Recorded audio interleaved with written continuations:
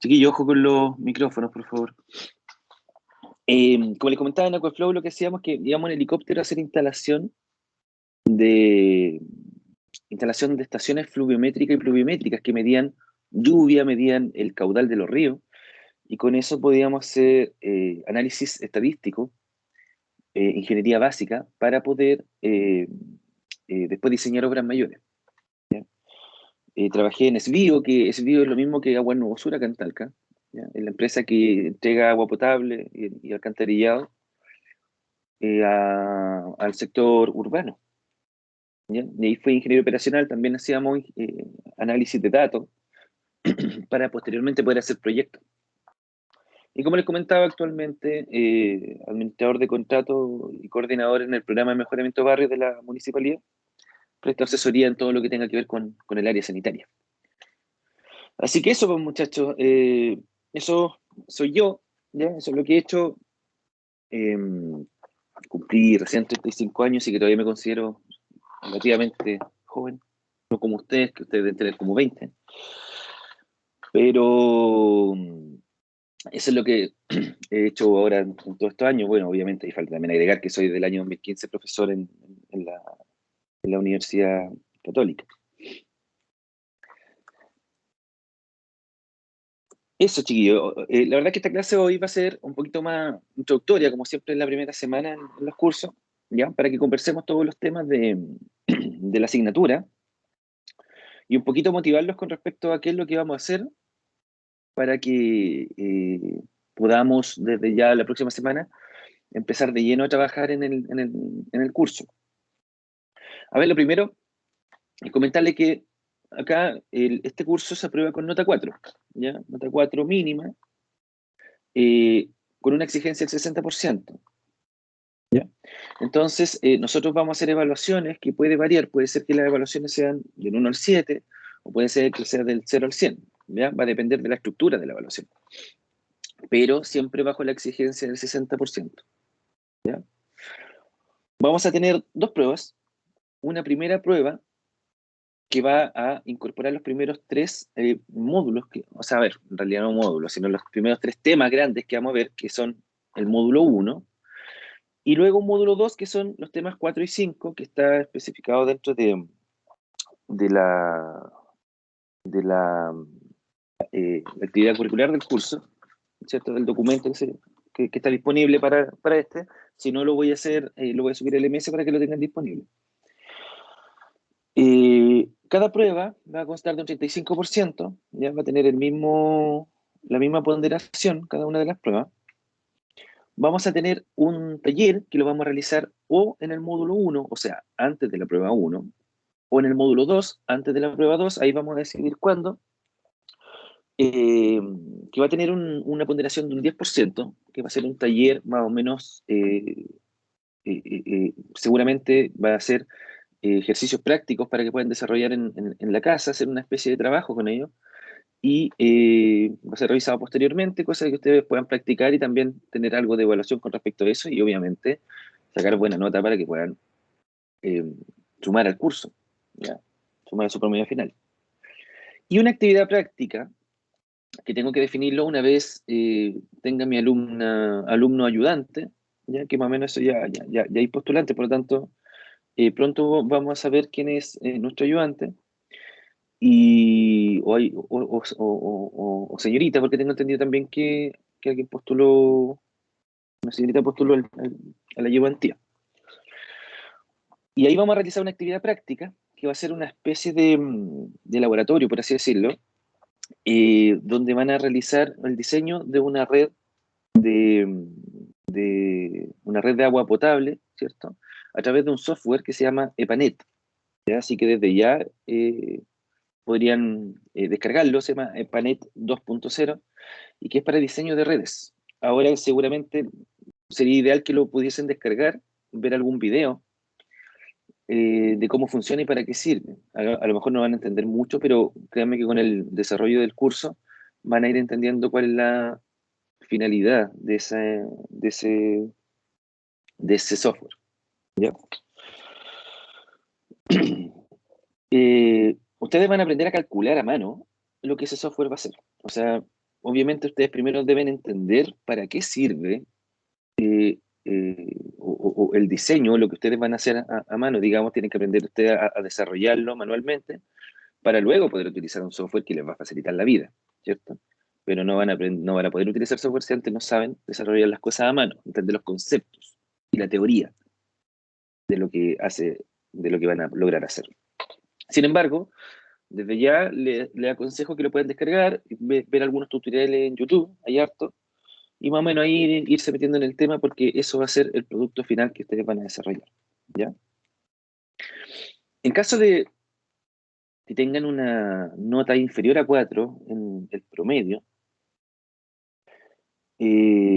vamos a tener un examen recuperativo que va a ser la materia de todo el semestre y que va a tener una ponderación de un 40%. Entonces ustedes, por ejemplo, si tienen una nota, no sé, supongamos, a alguien de ustedes le da promedio 3 con las evaluaciones, las 4 evaluaciones de arriba, ¿cierto?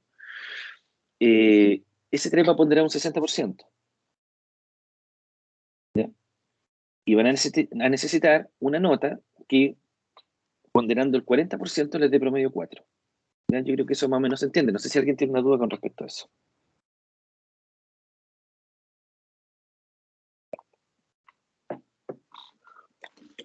En mi caso, no queda bastante claro. Ya.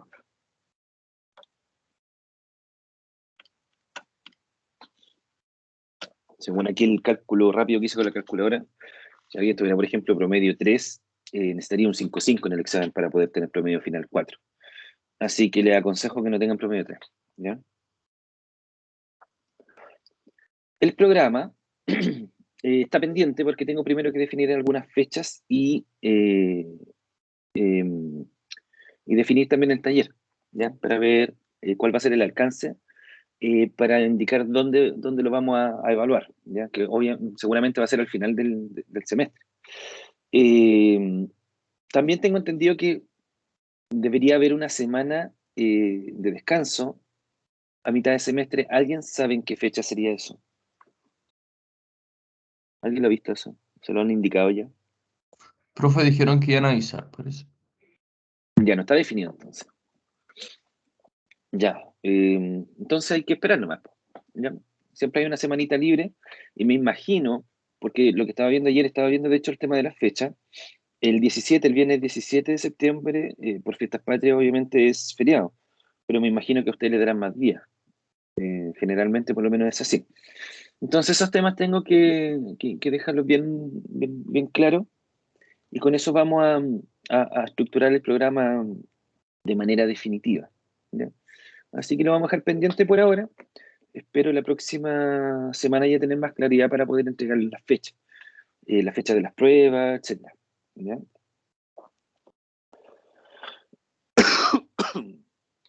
A ver, muchachos, yo les comentaba que nosotros vamos a tener 2 módulos. Obviamente, cada módulo va a ser una prueba, ¿cierto? Y en el módulo 1 nosotros vamos a ver tres temas, ¿ya? Que lo primero es lo que es propiedad de los fluidos. Yo sé que ustedes por física, porque yo también pasé por el colegio y sé que en física se alcanza a ver más o menos una parte de fluido donde se alcanza a ver lo que es presión. No recuerdo bien si Bernoulli se alcanza a ver. ¿Alguien me puede decir por ahí si es que Bernoulli lo alcanzaron a ver en el colegio? Pero sí los conceptos de presión, densidad, ¿cierto? Todo eso se alcanzó a ver. Por tanto, lógicamente vamos a hacer acá una parte introductoria ya del curso, repasando conceptos básicos y las propiedades de los fluidos, ¿ya? Y eso va a ser el tema 1. Ahora bien, lógicamente nosotros lo vamos a llevar ya a un nivel que es un nivel de un curso de ingeniería civil, ¿cierto? De mecánica de fluido y de ingeniería civil de la universidad. Por tanto, obviamente van a haber otro tipo de cosas acá. Vamos a ver ya no estos temas como unos casos puntuales, definidos, sino que lo vamos a ver desde el punto de vista de la integración, ¿cierto? Cómo esto va variando a medida que va aumentando, por así decirlo, la magnitud de lo que estamos viendo, la magnitud de una fuerza, por ejemplo, que es integrable, porque va a ir aumentando a medida que vaya variando alguna de sus componentes, ¿cierto? O por ejemplo la presión que, bueno, lo vamos a ver más adelante, pero que depende del área también, obviamente del área de contacto, de la fuerza aplicada sobre un área de contacto. Obviamente esa área de contacto, si va variando, ¿cierto? También se produce una integración para poder determinar cuánto es el dimensionamiento de la presión. Por lo tanto, nosotros lo vamos a ver desde otro punto de vista. En el colegio uno llegaba a ver límite o derivada, no integración, pero ustedes ya que tuvieron cálculo ya más o menos entienden para dónde lo estoy llevando, ¿cierto? Por tanto, la propiedad de los fluidos la vamos a ver desde una arista un poquito más general, donde vamos a aplicar la integración para poder, eh, em, digamos, analizarlo de esta visión que les estoy comentando, ¿ya? Luego vamos a ver lo que es estática de los fluidos, que obviamente la estática tiene que ver con que los fluidos están en reposo, ¿ya? Por ejemplo, a ver, ¿qué me puede decir, por ejemplo, un fluido que nosotros podríamos analizar que esté en reposo? ¿Quién me da un ejemplo? Un ejemplo de la vida cotidiana.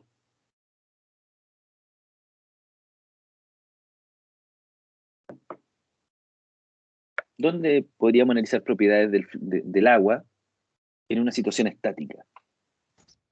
Un tranque puede ser, profe. Exacto. Bien, Gonzalo. Una piscina, ¿cierto? Nosotros podríamos analizar cómo todos hemos nadado en piscina y ustedes saben que a medida que se van sumergiendo, ¿cierto? Les empiezan a doler los oídos. Por eso es porque está aumentando la presión que ejerce el agua sobre ustedes. ¿Ya? Y ahí uno puede ir analizando, a medida que uno se va profundizando en la piscina, ¿cierto? A medida que está buceando, puede ir determinando cuánto es la magnitud de la presión que se está ejerciendo sobre ustedes, a medida que más profundo se sumerjan. Y ese fluido, en este caso esta agua, ¿cierto? Está estática, no está en movimiento.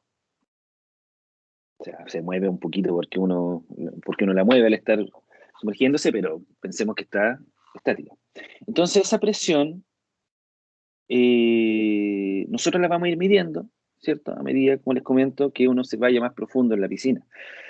Y asimismo, en la misma piscina, ¿cierto? La presión va aumentando a medida que se va aumentando en la profundidad y las paredes de la piscina van resistiendo esa presión.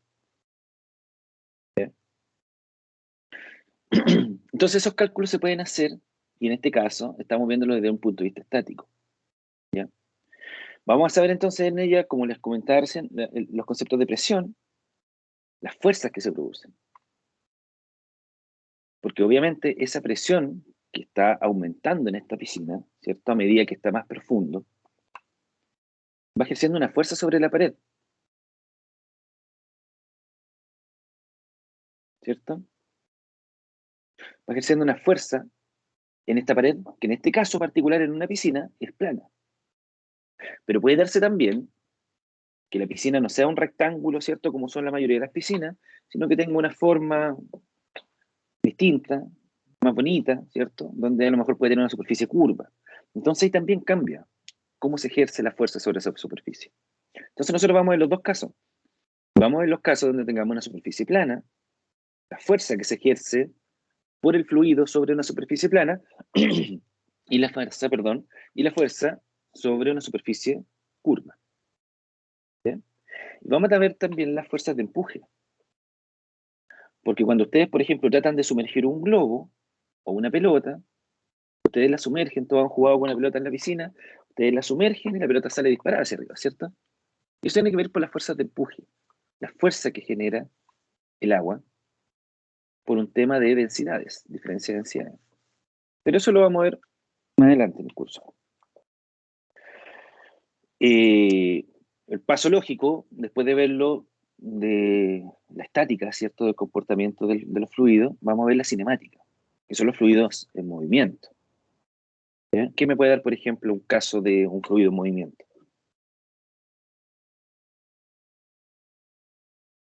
¿Un río? Un río. Exacto. El río, como fluido en movimiento, lo van a ver en el siguiente curso, que es hidráulica. ¿Ya? Acá en mecánica de fluido, nosotros vamos a alcanzar a ver hasta tuberías. Y en el caso de las tuberías, nosotros tenemos fluido ¿cierto? El agua que escurre con velocidad por dentro de las tuberías. Por ejemplo, el caso de una tubería con fluido en movimiento, con agua en movimiento. Cuando hablamos de fluido, bueno, lo voy a aclarar ahora. Generalmente nosotros como ingenieros civiles trabajamos con agua. Nosotros, los ingenieros mecánicos trabajan con aceite o con gases, ¿cierto? Pero nosotros trabajamos con agua, entonces no caigan en el error de pensar de que el fluido solamente es agua, ¿ya?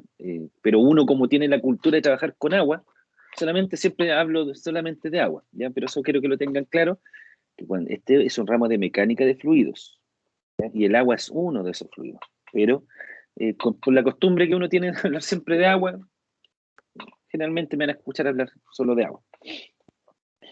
En las matrices de agua potable, por ejemplo, que son las que están bajo tierra, en las veredas fuera de sus casas, a 1,20 m de profundidad hay una matriz, que es una tubería de distintos diámetros, dependiendo del diseño del arreo, por donde pasa el agua potable que ustedes consumen en su casa. Y el medidor de agua potable que ustedes tienen en su antejardín se conecta, ¿cierto? Esa tubería que llega al medidor, esa viene desde esa matriz que está bajo la vereda. O sea, en este caso, la distribución del agua potable se hace a través pública, se hace a través de esas matrices, que son tuberías de distinta materialidad, PVC, HDPE, hay más antiguas de acero galvanizado, de ferro fundido, mucho más antiguas que son las que son de porcelana o de cerámica, de asbesto cemento, también ahí. Antiguamente se utilizaban esos materiales para las tuberías, para las matrices. Y ahí obviamente el agua está en movimiento, ¿ya? Viaja el agua a través de esas tuberías para poder llegar a las casas, ¿ya? Entonces ahí el agua también tiene presión, pero la presión cambia cuando hay velocidad. De hecho, la presión disminuye cuando hay velocidad, y a mayor velocidad hay menor presión, ¿ya? Y eso es parte también de lo que vamos a ver acá. En la estática la presión es definida, ¿ya? Lo vamos a calcular. Yo creo que ustedes ya más o menos tienen la idea de cómo se calcula la presión, ¿cierto? Lo tienen que haber visto en física, en el colegio o en física acá en la universidad, pero acá le vamos a aplicar movimiento. Y ahí cambia esta cosa. Y lo vamos a explicar por qué. Y el módulo 2, vamos a ver lo que es ecuaciones fundamentales de la mecánica de fluido, que esto ya es más específico, ¿cierto? Ya deja un poquito atrás el tema de la física para meterse directamente sobre el estudio de los fluidos, ¿ya? Entonces, a partir del comportamiento dinámico, vamos a ver lo que es el principio de conservación de la energía, conservación del momentum, que tiene una utilidad bastante relevante, sobre todo en el área de hidráulica, cuando uno analiza un río, por ejemplo, y se produce algo que ustedes van a conocer más adelante, que se denomina resalto hidráulico, ¿ya? Que es algo bien particular que sucede en el movimiento del agua en un cauce. Anótenlo por ahí, resalto hidráulico, para que echen una miradita, busquen videos también en YouTube, apóyense con eso para que puedan ver qué es lo que nosotros vamos a estudiar aquí de manera conceptual. Vamos a ver el comportamiento del fluido visto desde un análisis puntual, ¿ya? Porque obviamente el fluido nosotros lo vamos a comenzar a analizar como un todo, ¿cierto? Nosotros cuando hablamos de un fluido hablamos de un cuerpo de agua. Nosotros pensamos o estructuramos nuestra cabeza para decir de que una cierta masa de agua, por ejemplo, ¿cierto? Es la que se está moviendo, es la que está viajando, es la que está ejerciendo presión, está ejerciendo fuerza, etc. Pero lo vamos a ver acá en el módulo 2 desde un análisis puntual, ¿ya? Y vamos a ver la diferencia de por qué es relevante verlo desde un análisis puntual, más allá de un análisis más global, por así decirlo, más como un comportamiento como una masa. Y vamos a ver finalmente las ecuaciones de Laplace y Navier-Stokes que permiten digamos, son ecuaciones que permiten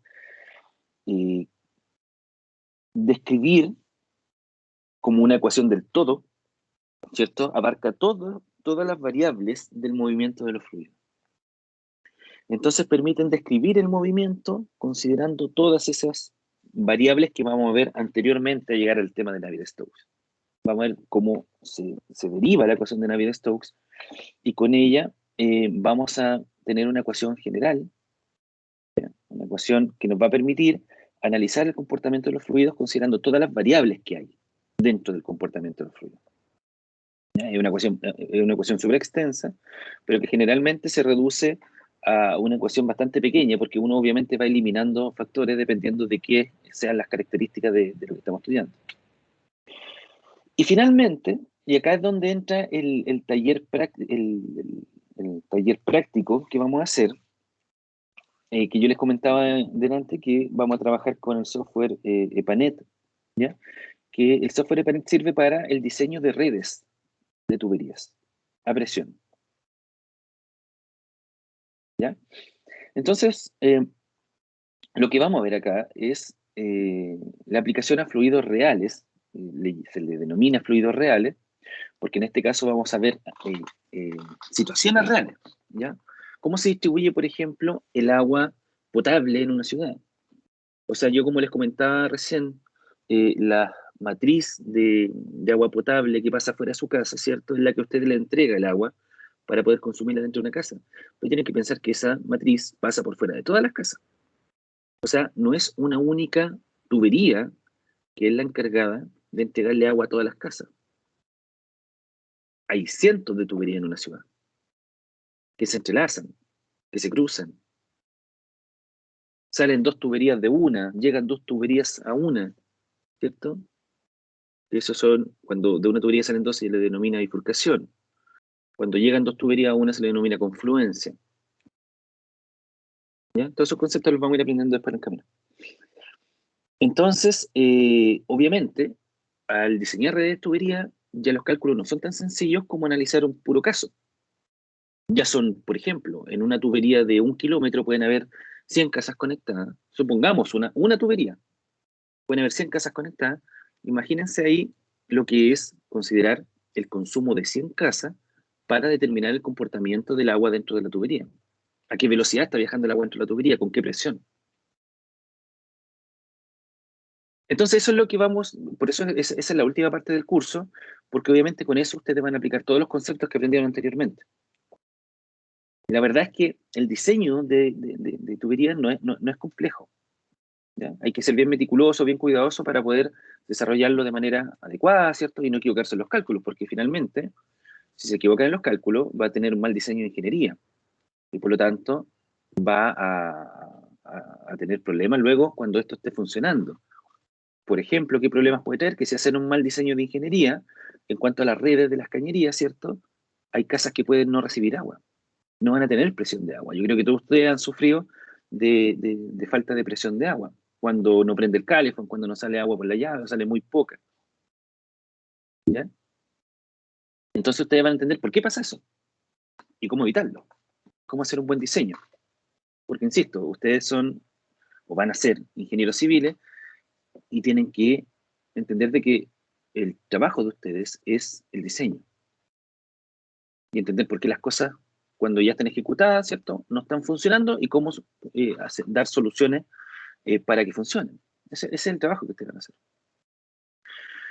Vamos a ver el tema de tubería, ¿cierto? Como les comento, no solamente hay una tubería, por ejemplo, una red de agua potable, no hay una sola tubería que alimente todas las casas. Hay distintas tuberías que pueden estar, ¿cierto?, ubicadas en serie, en paralelo, pueden estar conectadas una con otra de manera, no sé, perpendicular, ¿cierto? Se produce como este entrelazamiento entre las tuberías que ya vuelve un poco más complejo el diseño, el cálculo. Y obviamente cuando se utiliza software, ayuda a disminuir, digamos, la complejidad del cálculo, porque lo hace un software. Pero ustedes obviamente van a aprender a hacer la mano y luego van a aplicar el software. Eso es con respecto a los contenidos, chicos. No sé si hay alguna duda, alguna acotación, algo que quieran decir.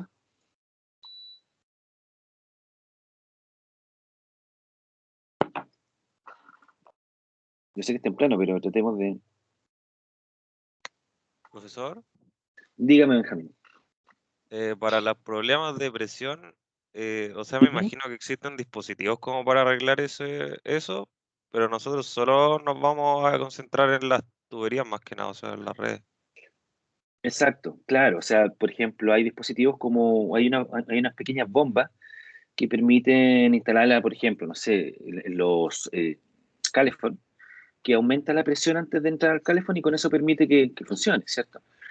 Pero eso no es lo que nosotros nos llama como ingenieros. Pues nosotros lo que tenemos que hacer es que cuando tenemos problemas, por ejemplo, a ver, lo primero es hacer un diseño de ingeniería de redes. Como les comento, nosotros vamos a ver estas redes de cañería en este curso. Nosotros hacemos un diseño y con eso después se construye, después se instala la red y se le entrega el agua.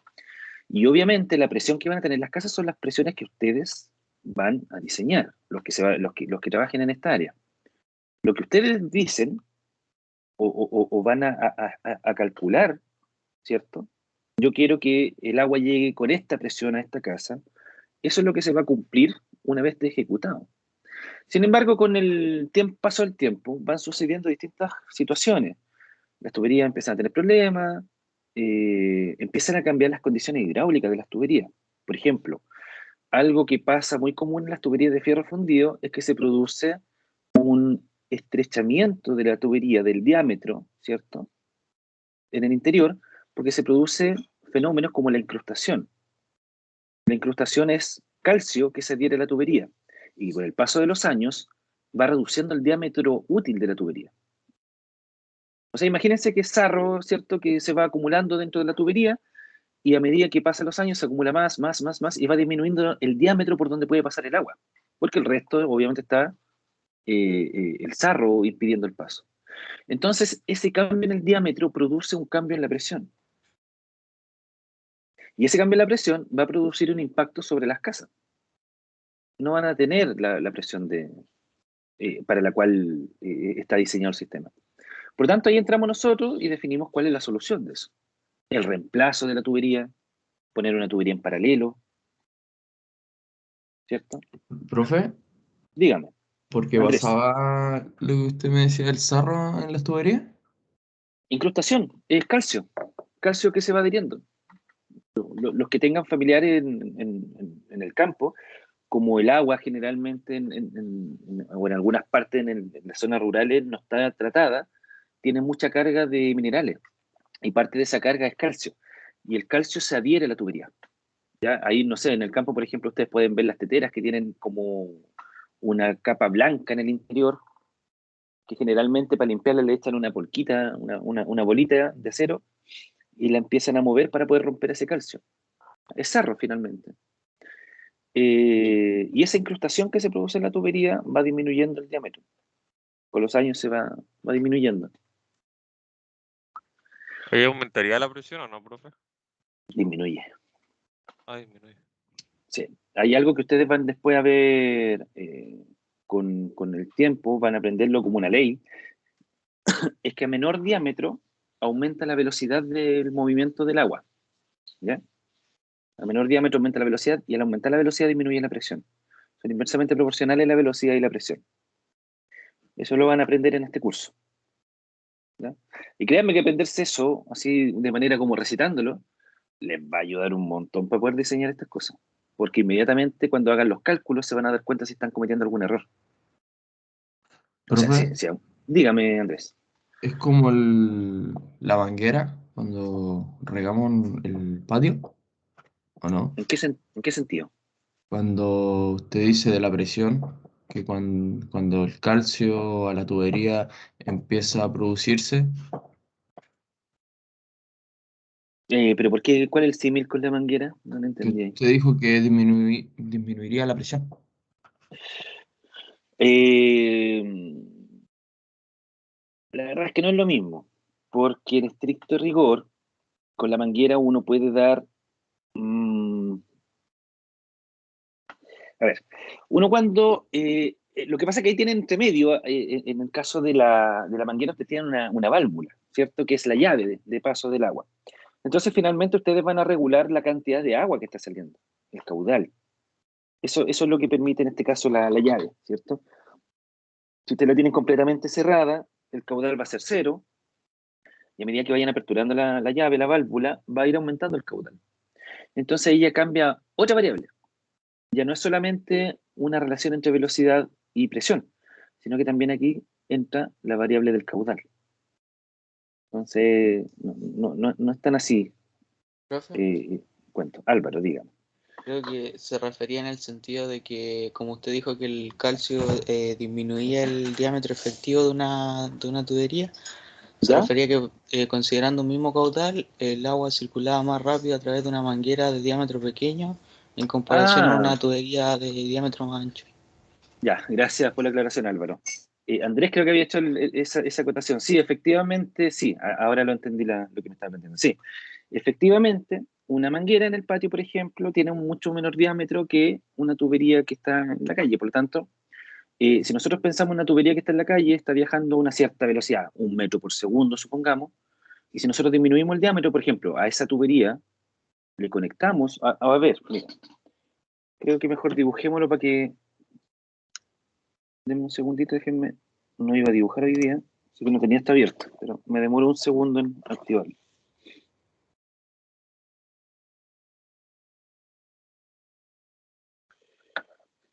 A ver si es que voy a poder activarlo.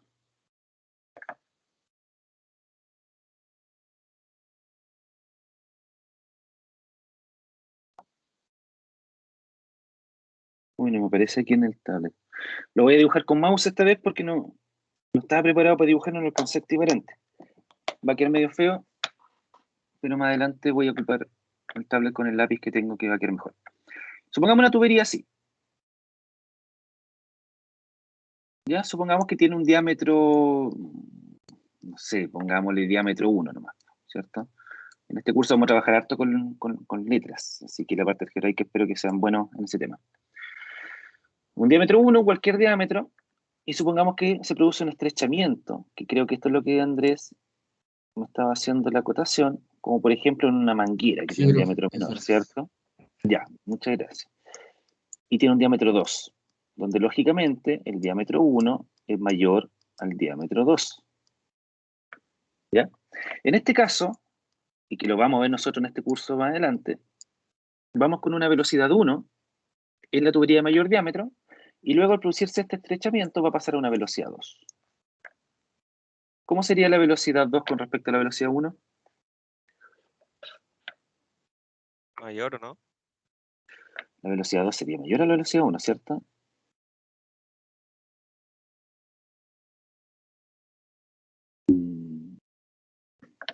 Sería mayor. Entonces la velocidad 1 va a ser menor a la velocidad 2.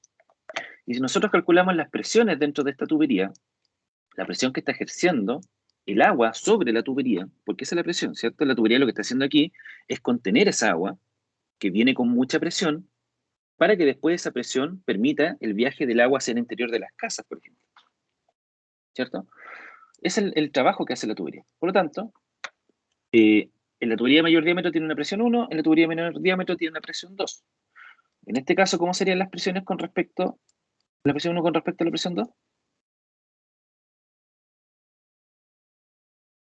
Disminuye. La uno sería mayor. Exacto. Son inversamente proporcionales a la velocidad con la presión. Entonces, esto es algo que ya a ustedes los hace entender en el momento en que ustedes diseñen esto. Diseñen redes para casas, chiquillos. Eso es lo que algunos de ustedes van a hacer, ¿cierto? Van a diseñar redes para una ciudad, para un sector de una ciudad.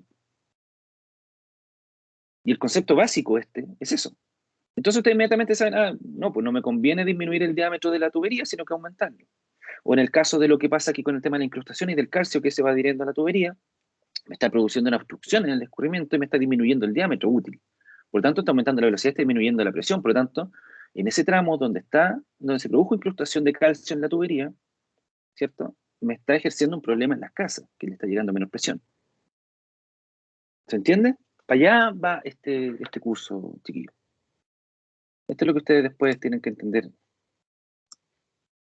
y poder calcularlo. Eso entonces los contenidos de los dos módulos, ¿cierto? Obviamente este módulo 2, que son estos dos temas grandotes, vamos a tener ahí el material para poder desarrollar la prueba de ese módulo y el taller, el trabajo práctico, perdón.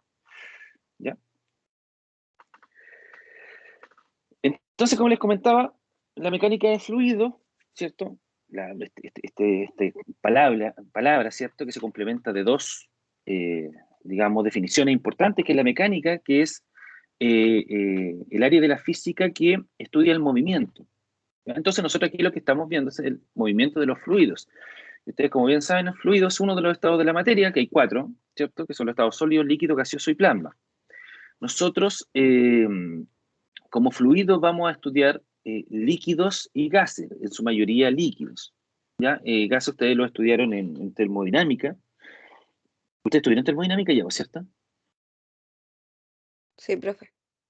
Sí, me parece que es prerequisito para mecánica de fluidos. Entonces, nosotros vamos a trabajar más con agua.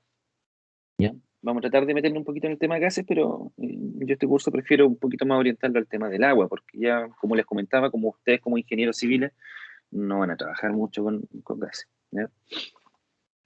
Y la mecánica también se subdivide en dos temas que son la cinemática y la dinámica, donde la cinemática describe el movimiento, ¿cierto? Sin explicar las causas de lo que lo producen, y la dinámica explica el movimiento a partir de las causas que lo producen, que son las fuerzas. O sea, ustedes saben, ¿cierto? Por las leyes de Newton, que el movimiento lo produce una fuerza que produce una aceleración. O sea, en este caso, cuando la aceleración es cero, ya sea que el cuerpo esté estático o en movimiento, tiene una inercia, ¿cierto?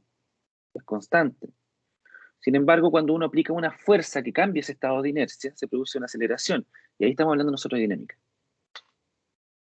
¿Ya? Con eso aplicamos nosotros el análisis del movimiento del fluido, la dinámica del fluido. Para que entiendan y tengan claro ustedes, chiquillos, de para dónde va esta área, que esto, como les comento, es súper importante este curso porque es el que a ustedes les va a definir, a muchos de ustedes los va a definir para qué área quieren irse. Muchos de ustedes van a tomar esta área, se van a ir por el área de hidráulica ambiental, y que es un mundo. ¿Ya? Y es un mundo que parte desde la premisa de que el agua se comporta dentro de un ciclo. Ustedes lo habrán comentado anteriormente, lo habrán escuchado o a lo mejor lo habrán intuido, que el agua parte de un punto de partida en el océano.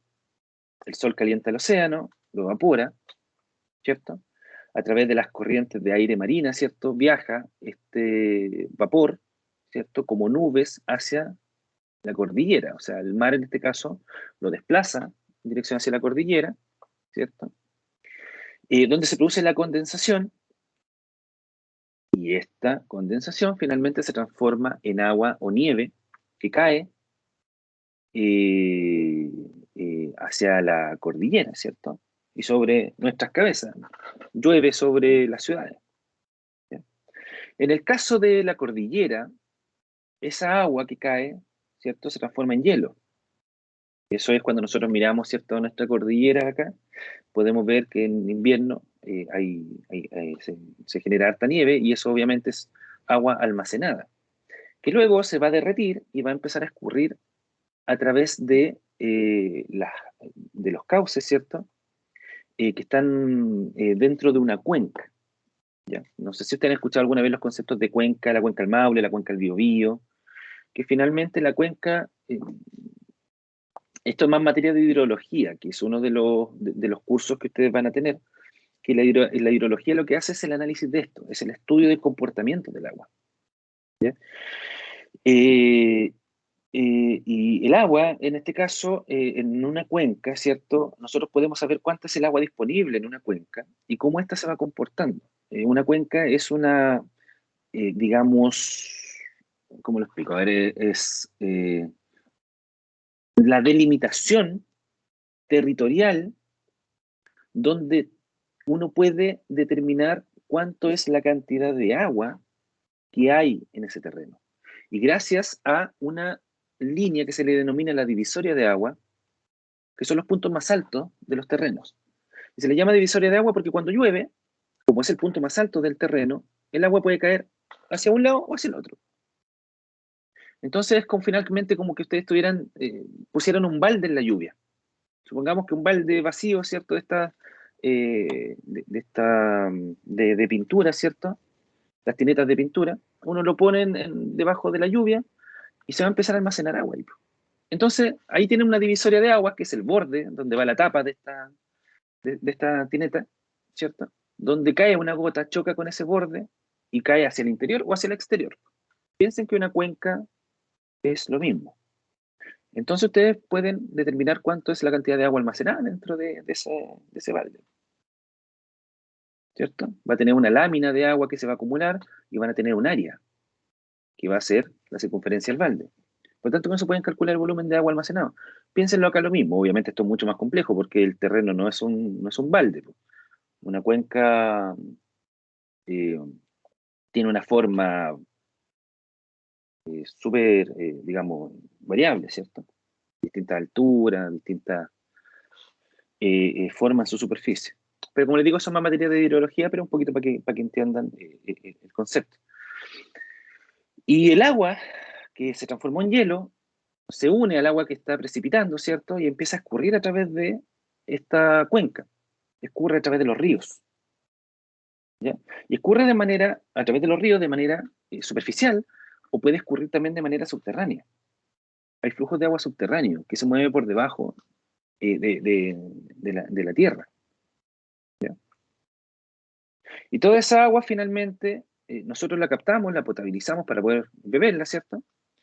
Y ese es uno de los aprovechamientos que nosotros vamos a ver acá con el tema de este curso, donde vemos el tema de las cañerías de agua potable, ¿ya? Pero luego ustedes pueden, como les digo, hay una gran cantidad de asignaturas que parten para el análisis de cómo se comporta el agua dentro de este ciclo. El agua escurre a través del río, que eso se ve en hidráulica, ¿cierto? Dentro de ella hay transporte de sedimentos, ¿cierto? Porque la fuerza con la que viaja el agua va moviendo piedra, árbol, etc. Y eso también genera un área de estudio, que es el transporte de sedimentos, importante cuando uno quiere diseñar obras, ¿ya? Y obviamente el agua que escurre a través del río, ¿cierto? Finalmente vuelve al mar a través de la desembocadura. Por eso es que hablamos de un ciclo, ¿cierto? Luego cuando llega el agua dulce, llega al mar, ¿cierto? El sol nuevamente sigue constantemente calentando el mar, vuelve a evaporarla, vuelve a transformarse en nube, vuelve a llover, vuelve a transformarse en hielo, ¿cierto? Vuelve a viajar a través del río de manera superficial, o bien puede ser a través de cauces subterráneos, etc. ¿Ya? Así es como, por eso nosotros hablamos del ciclo del agua. Ahora, como les comentaba, hay varias áreas dentro de la ingeniería civil donde uno aplica estos estudios, que son el área sanitaria, ¿cierto? Agua potable, aguas servidas y el agua lluvia. El agua potable es la que consumen, el agua servida es, una vez que la consumen, como les comentaba antes, se duchan ustedes, se lavan las manos, van al baño, lavan la loza, y se transforma en agua servida, ¿cierto? Ya se sirvió esa agua. Y esa va para el alcantarillado público, que obviamente también está en la calle. O el agua lluvia. Llueve sobre una ciudad, ¿cierto? Y para que la ciudad no ande toda inundada, ¿cierto? Hay unos sistemas también de redes de recolección de agua lluvia. Ustedes han visto cuando caminan por la calle, por ejemplo, los sumideros, ¿cierto? Que son estas rejillas que están en el suelo, donde llega el agua lluvia y el agua no desaparece. Ahí debajo de la tierra hay tuberías que transportan esa agua lluvia. Y la disponen finalmente en algún cuerpo receptor, que puede ser un canal, un río, etc. Otro tipo de obras grandotas, ¿cierto? Que son megaproyectos, que son, por ejemplo, las centrales de paso y los embalses, ¿ya? Que eso también son proyectos gigantescos, súper interesantes. Yo particularmente, cuando estudié en la universidad, mi área, digamos, de proyecto que finalmente lo llevé a un proyecto de título, fue efectivamente el diseño en centrales de paso y embalse. ¿Ya? O sea, el área que era de mi interés, digamos. Esos son proyectos gigantescos. Pero a pesar de lo grande y lo complejo que es el diseño, ¿cierto? O sea, yo creo que todos han ido, o no sé si conocen algún embalse, las obras asociadas a los embalses. Por ejemplo, no sé, pues, a ver, miren, veamos en Google Earth puede ser el embalse Ancoa, que está en la precordillera en Linares. Déjenme mostrarles Google Earth para que lo vean primero dónde está.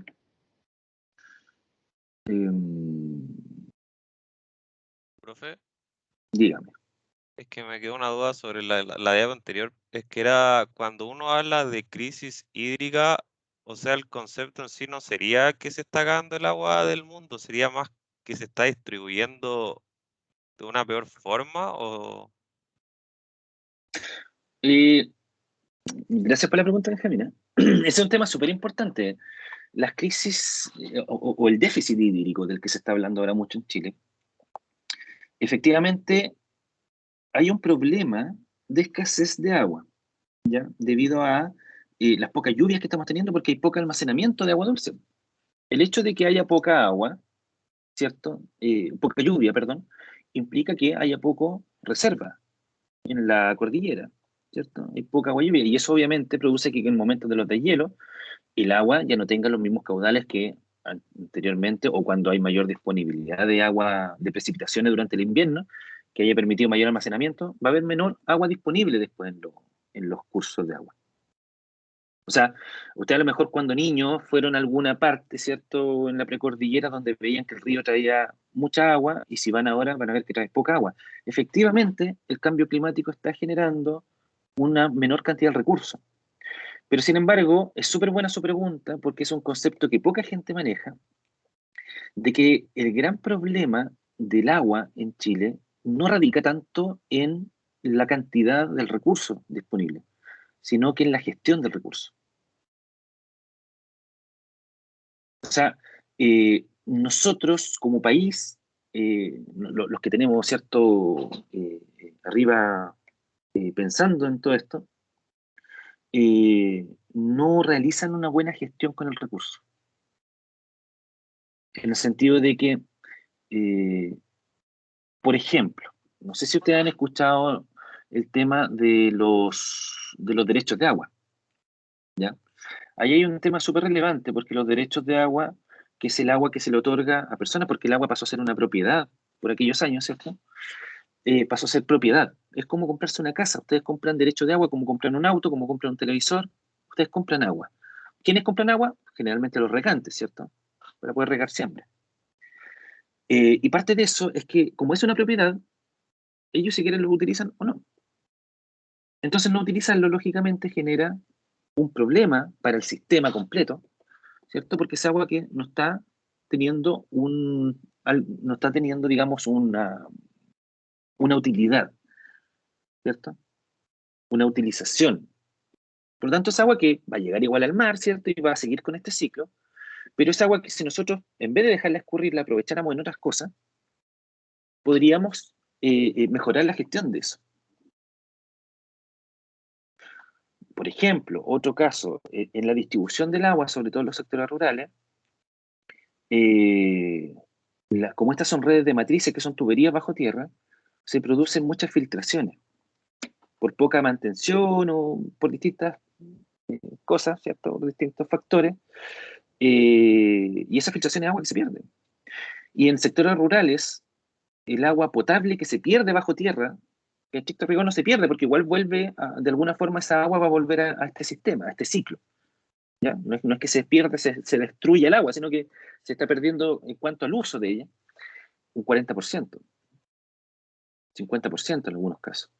O sea, la mitad del agua que ellos pueden producir para poder entregarse a la gente se está perdiendo bajo tierra, mientras que la otra mitad se está consumiendo. Entonces, el tema aquí es de gestión, es cómo nosotros estamos utilizando el agua.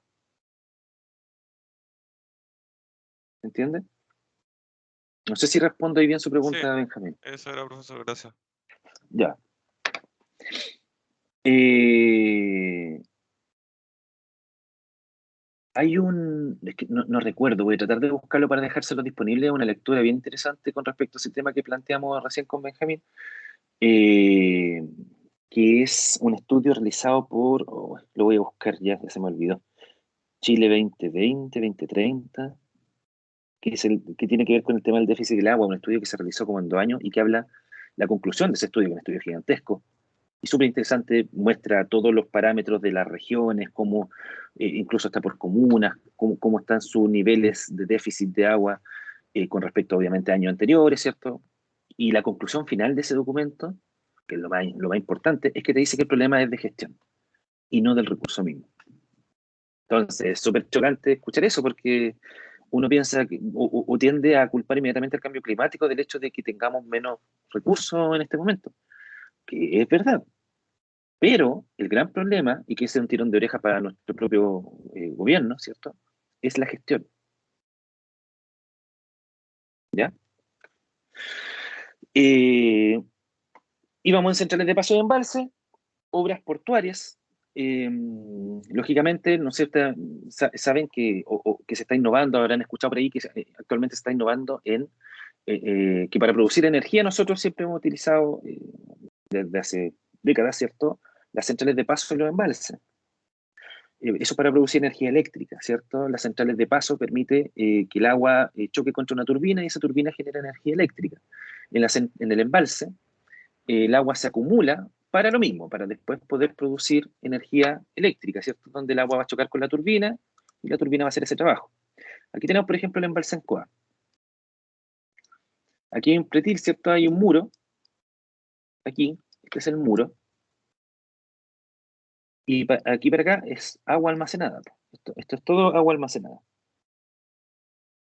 Aquí tiene un embalse ustedes. ¿Ya?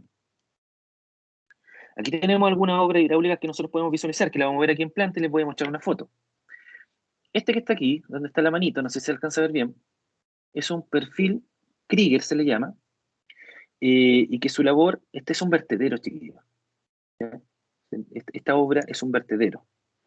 Lo que hace es que el agua, si en algún momento viene mucha agua en el río, para que no pase por sobre este muro que la está reteniendo, que eso se llama sobrecoronación.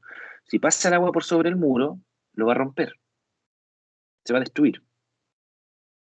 Y obviamente no es para lo que está hecho este embalse. Este muro es para que funcione eternamente y pueda retener ahí el agua. Por lo tanto, para que eso no pase, se instala a un costado, hay distintas metodologías para construir vertederos. Se construye un vertedero cuya pega es cierto que cuando viene mucha agua, en vez de pasar por sobre el muro, entra el vertedero. Y el vertedero conduce esa agua de vuelta, fíjense que aquí está el canal de descarga, de vuelta al río, pero aguas abajo del muro. Fíjense que aquí está el vertedero, ¿cierto? Y aquí descarga. Y aquí va el agua nuevamente. Después del muro, aquí viene el agua nuevamente hacia abajo.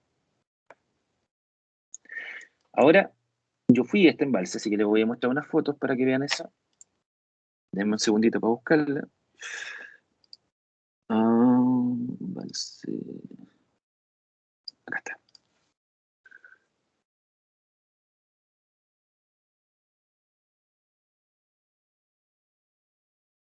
Aquí hay una foto que está un poquito de lado, pero se va a visualizar al tiro, ¿ven? Aquí está el muro hacia allá, hacia arriba.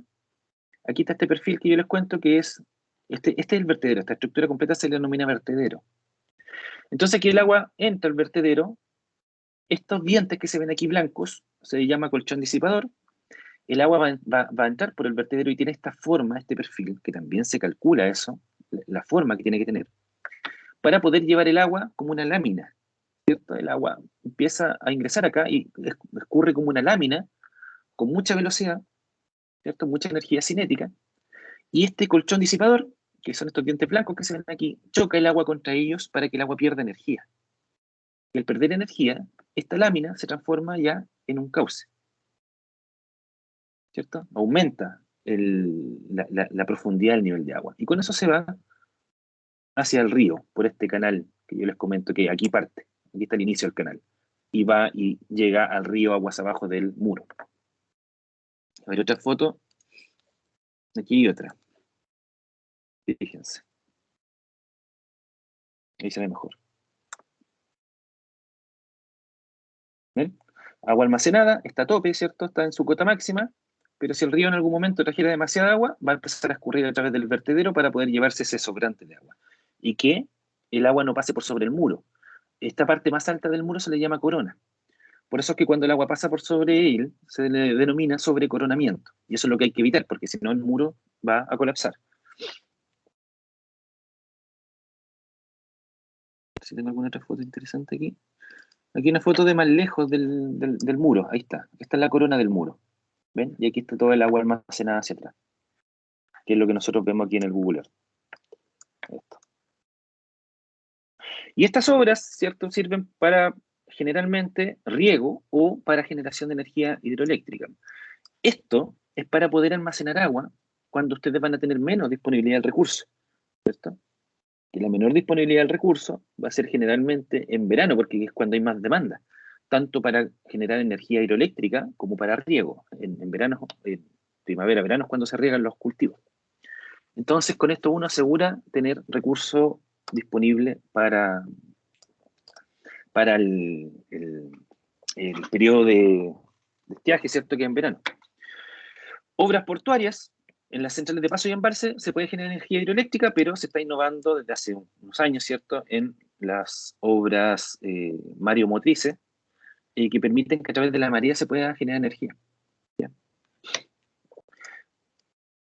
Bueno, y obras portuarias, hay muchas otras cosas también. O sea, los enrocados, por ejemplo, los que han ido alguna vez a Constitución, ¿cierto? Y han visto ahí una defensa fluvial que hay, que son estos enrocados que hicieron para proteger la costa de la marea.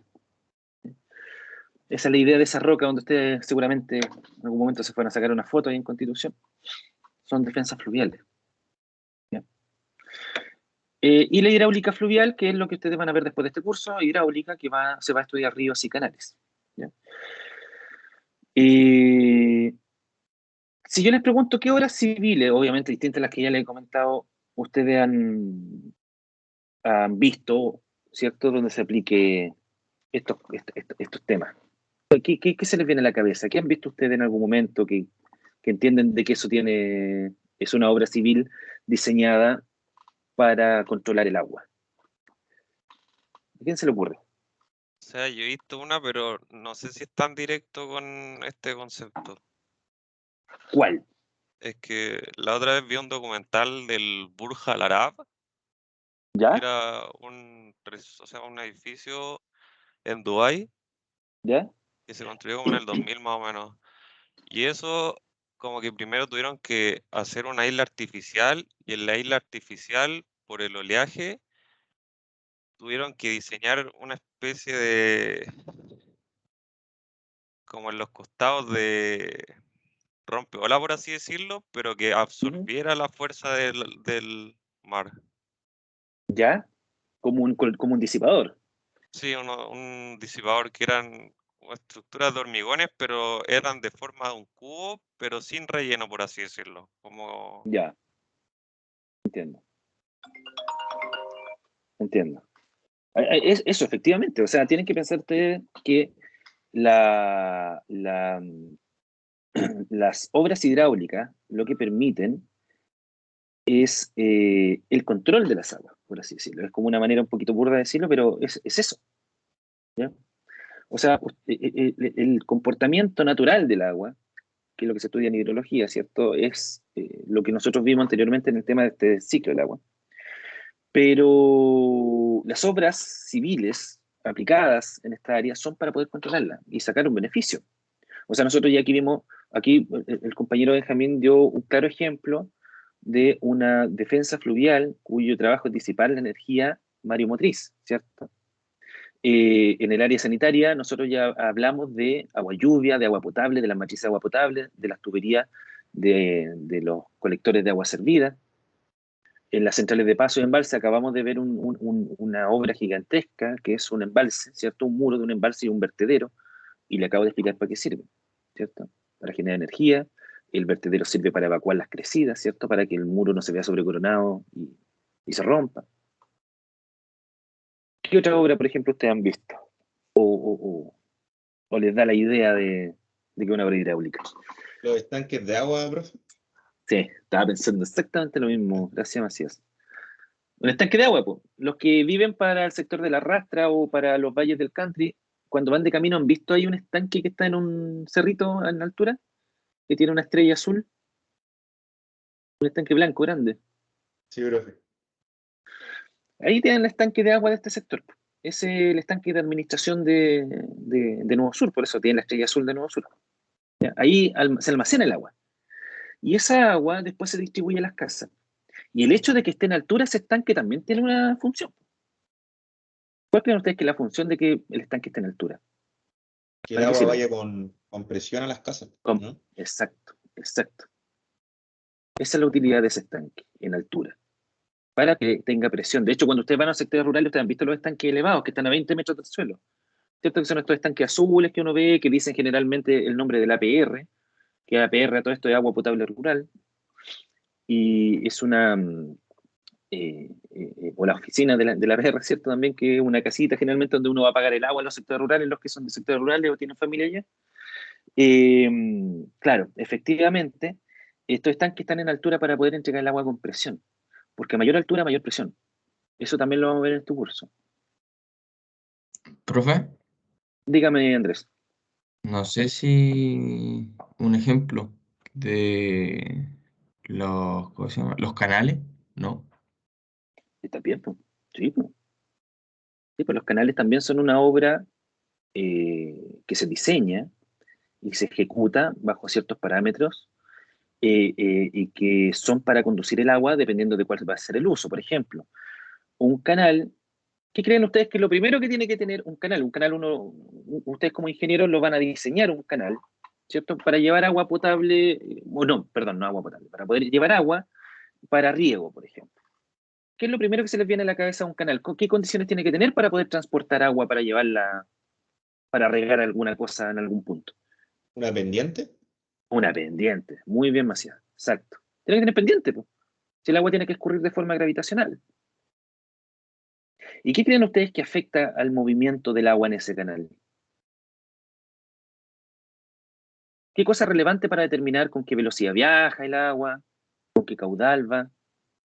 ¿Qué se le ocurre, aparte de la pendiente? ¿El diámetro? Pero pensemos en un canal rectangular. Ya, pero no hablemos de diámetro, pero hablemos ya el área, digamos, ¿cierto? Por donde está viajando. Efectivamente, el diámetro tiene razón la compañera, no alcancé a ver quién fue, quién me dijo el diámetro. Camila. Camila, gracias. Efectivamente, el diámetro, si fuese una tubería, el diámetro es relevante, efectivamente. ¿Cierto? En este caso del canal, una cosa también tiene que ver el área, por dónde está viajando, cuál es el ancho de ese canal, cuál es la altura que tiene. ¿Qué otra cosa más se le ocurre? ¿Qué más sería relevante? Esto es concepto de hidráulica, pero estamos en el capítulo 0 de motivación, así que es importante que vayan entendiendo esto. ¿Qué otra cosa es importante para el movimiento del agua en un canal, por ejemplo? Que esté limpio. ¿El qué, perdón? Digo que esté limpio. Que esté limpio. Claro, sí, porque de hecho un canal que esté sucio es una obstrucción, que tenga, no sé, basura, que tenga material, ¿cierto? Que tenga mucho sedimento. Efectivamente, es un problema porque te cambia las condiciones hidráulicas.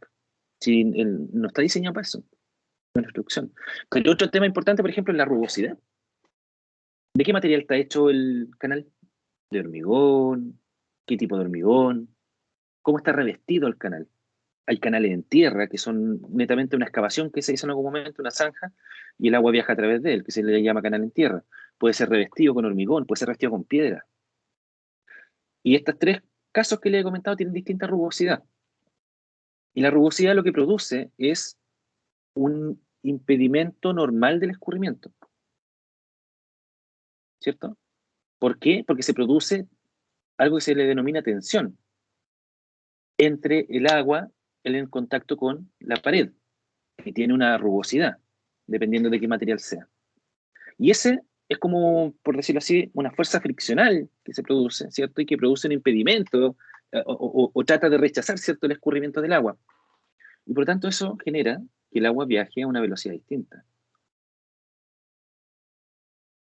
Eso sería a la velocidad hacia la cámara, ¿no? La velocidad en la dirección del escurrimiento. Claro. Obviamente la pared en este caso del canal lo que está haciendo es, va en la dirección contraria, ejerciendo la fuerza. Hacia arriba, por así decirlo, ¿cierto? Entonces eso produce cambios también en el escurrimiento. Ahí tienen hartos ejemplos, pues chicos. Y eso, todo esto que nosotros hemos hablado acá, se diseña. Y los que lo diseñan van a ser ustedes. ¿Ya? Profesor, Dígame, don Bastián. disculpa, también qué tan turbio vaya el canal, ¿es como algún problema para más adelante o no? Si es para consumo, sí. Si es para consumo de agua potable, sí. Porque también muchas veces los embalses también sirven para tener agua almacenada para consumo. Y obviamente la turbidez del agua, como por ejemplo, ¿dónde es un problema la turbidez del agua para consumo? ¿Lo han visto en las noticias, me imagino? ¿Quiénes son los que siempre ahí andan, les cortan el agua un día completo, porque el agua está muy turbio el río?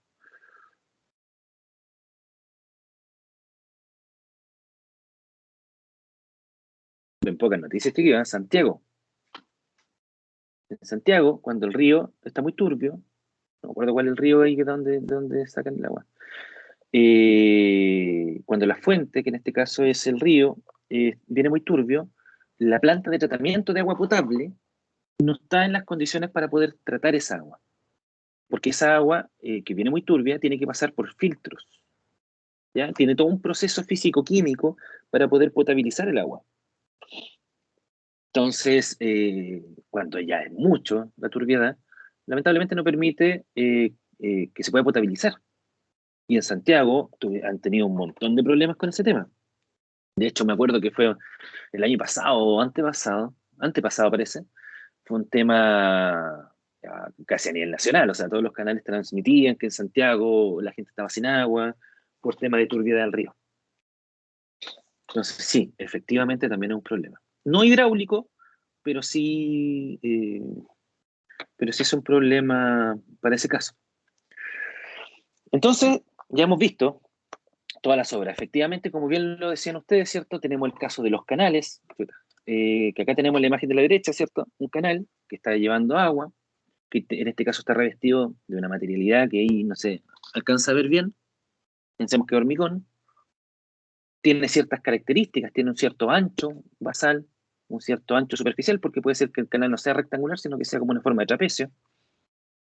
Y en este canal se está produciendo también, o puede producirse, transporte de sedimentos, ¿cierto? Seguramente no, seguramente viaja pura agua, pero puede estar transportándose también sedimentos, ¿cierto? Y el agua, para poder canalizarla, no solamente tiene que ser un canal a superficie libre como este caso, también puede ser dentro de una tubería, como lo dijo Camila delante cuando habló del diámetro, también pueden ser tuberías. ¿Dónde viaja el agua? A través de tuberías, por ejemplo, en el agua lluvia o en los colectores de agua servida. Entonces, chiquillos, esto es un mundo. Ya, miren, yo que les decía antes, un resalto hidráulico, pareciera que esta imagen es de un resalto hidráulico. Esto es lo que les decía antes. Busquen ahí en YouTube un video, pongan resalto hidráulico y van a ver a qué me refería con eso. Es todo un mundo y da para mucho. ¿Ya? Después de mecánica de fluido, ustedes tienen ramos de hidrología, que es un ramo interesantísimo, súper interesante de hidrología, transporte de sedimentos, van a tener hidráulica. No sé si tienen una o dos hidráulicas, me parece que ya es una nomás, definitivamente. En mis tiempos eran dos, pero ahora me parece que es una. Bueno, y después los ramos de especialidad, pues ahí van a tener obras hidráulicas, transporte de sedimentos, hidrología aplicada, no sé qué otra oferta más tienen dentro de los ramos del área. Pero es un mundo, es súper interesante. Espero, chiquillos, que pueda darle yo la motivación suficiente en este curso para que muchos de ustedes se vayan por el área. Un área súper entretenida, da para mucho, pueden ver muchas cosas interesantes.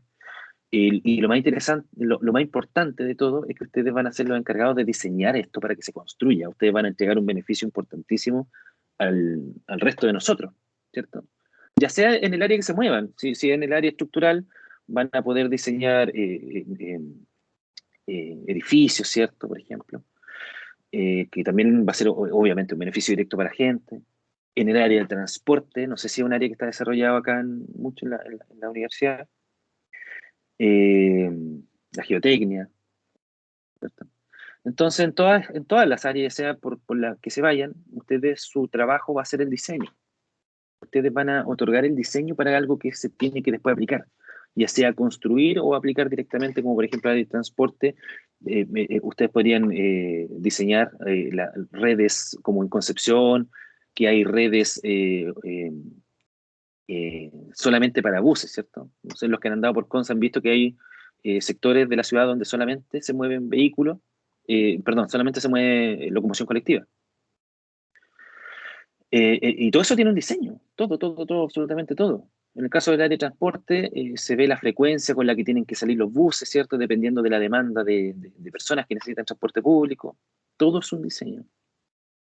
En el caso de esto, yo creo que ya les dejaba más o menos claro en el tema del agua, que ustedes todo esto lo tienen que diseñar. O sea, el agua que escurre por un canal, ustedes van a definir la pendiente, la rugosidad, ¿cierto? Dependiendo de con qué velocidad, con qué caudal quieren que vaya el agua en ese canal. El vertedero del caso que vimos delante en el embalse Ancoa, el vertedero también se calcula, también se diseña, todo se diseña. El tamaño que tiene que tener, las dimensiones, la altura que tiene que tener el perfil Krieger, la forma.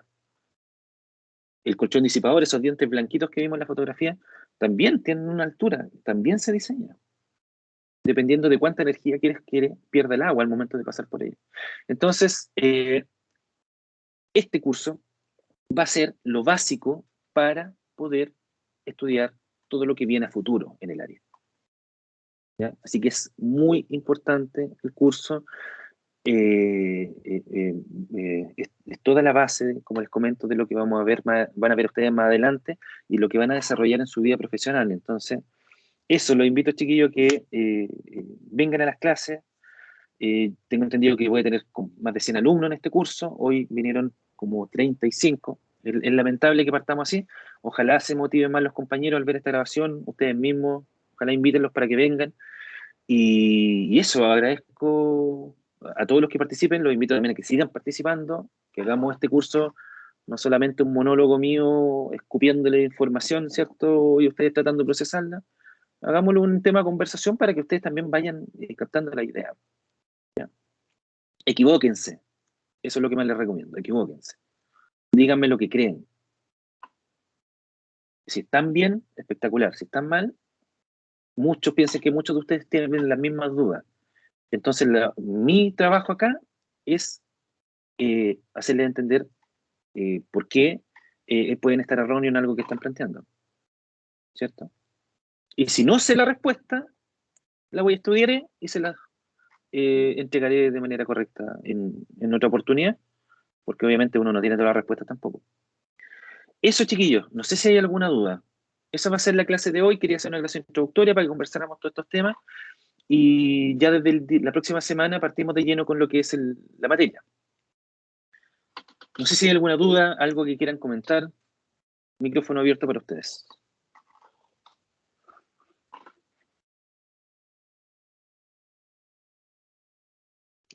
Profe, el trabajo de ayer era con notas, ¿no? ¿Perdón? ¿Cuál? ¿El ¿El trabajo de ayer? Sí. ¿El taller? Sí, pues son todos con notas, pues. No, Aquí el está trabajo de ayer, ¿no? Que le No, esa de mandamos. mecánica de suelo. Tu mecánica. Ando bien. Anda bien. Ya. Sorry, profe. No se preocupe, si esta es la primera vez que tenemos clase, pues, chiquillos, ¿qué trabajo? No se preocupe demasiado. Chiquillos, eso. No sé si alguien más quiere algo comentar de mecánica fluida, obviamente.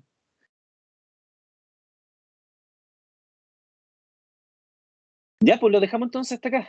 Muchas gracias por la participación. Los espero a todos ustedes el próximo, ¿cuándo tenemos clase? El martes, el miércoles. El próximo miércoles. Y eso, traten de invitar a sus compañeros. Les voy a dejar la presentación en el LMS y el link de esta primera clase también en el LMS durante el día, espero. Ya, chiquillos, así que eso, lo dejamos hasta acá. Muchas gracias. Profe, Nos vemos el miércoles. Dígame. ¿la separación de aguas grises todavía no se considera?